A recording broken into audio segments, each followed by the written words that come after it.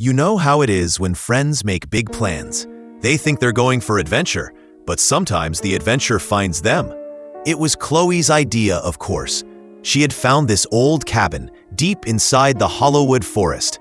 No Wi-Fi, no shops, no neighbors for miles, only trees and silence.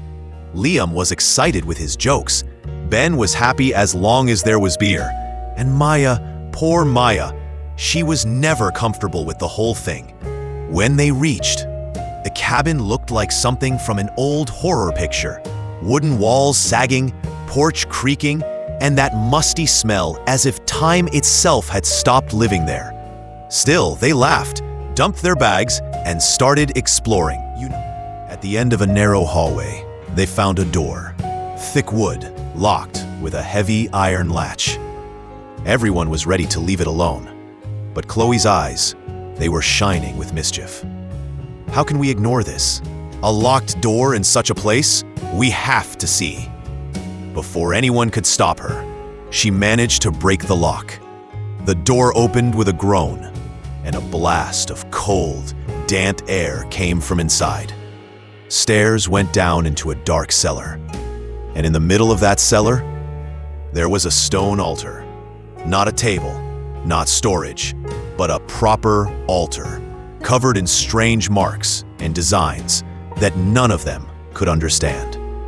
Maya wanted to run back immediately, but Chloe, she said something that changed everything. Let's make a pact, a blood pact, just one drop each. Friendship forever. Maya shouted at her. Ben called it madness, but in the end, all four of them did it. One drop of blood each, falling on that stone.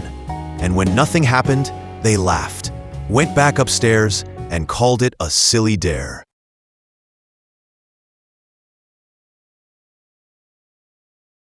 That night, none of them could sleep properly. The forest outside was too quiet. No crickets, no rustle of leaves, not even the cry of an owl. Silence so thick, it pressed against their ears. They turned in their beds, restless, the air heavy with something unspoken. And then came the dreams. Each of them saw it, though none spoke of it until later. The same dream, repeating like a curse. The cellar. The altar, no longer dull and lifeless, but glowing faintly. Breathing like it had a pulse of its own. And on the ceiling, something moved, crawling like smoke made of shadows, long limbs stretching unnaturally, a faceless shape clinging upside down, watching them. Liam woke with a shout, drenched in sweat. Ben cursed under his breath. Maya sat up clutching her blanket, her lips trembling. Chloe tried to laugh it off, but her eyes betrayed her unease. Morning came, pale and gray, yet instead of relief, the heaviness only grew stronger. The forest outside looked the same, but inside the cabin, every creak of wood felt like a whisper. Every shadow looked too deep. Maya was the first to say it, her voice shaking but firm. It wasn't a joke. That pact was real. No one answered her. They didn't want to believe it. By the second day, the forest itself seemed to hold them hostage. The car wouldn't start. The phones were dead. No matter how far they walked, the trees turned them back to the cabin. The fights began. Ben shouted at Chloe, "This was your stupidity. That altar, that dare, it has brought something here." Chloe screamed that she didn't know. Before they could argue more, the kitchen itself came alive. Every cupboard slammed open. Every drawer flew out. Dishes and spoons crashed to the floor. And then a growl came from outside. They stepped out to see, but the woods only breathed silence. When they returned, these words were written on the wall in dripping blood. "A pact has been made. The price is due. Your life for my freedom." After that, no one could meet another's eyes. That night, the thing came for Chloe first. She screamed as an invisible force dragged her towards the cellar door.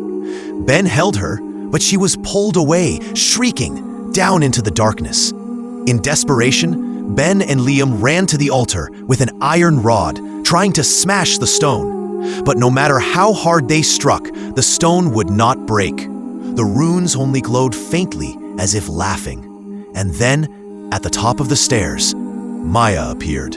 Only, it wasn't Maya anymore. Her body was twisted, her eyes glowing red, and when she spoke, it was in that same terrible voice. The pact must be honored. The summoner must pay. Ben, brave till the end, pushed Liam away. Run, get out before it takes you too. Liam ran into the forest, stumbling, crying, muttering to himself. It was Chloe. She started it. She summoned it. It has to take her. Not me. Not me. But the forest was dark and endless, and somewhere behind him, he heard Maya's laughter, low, rasping, not human anymore. The last thing anyone would have heard before the forest swallowed him whole.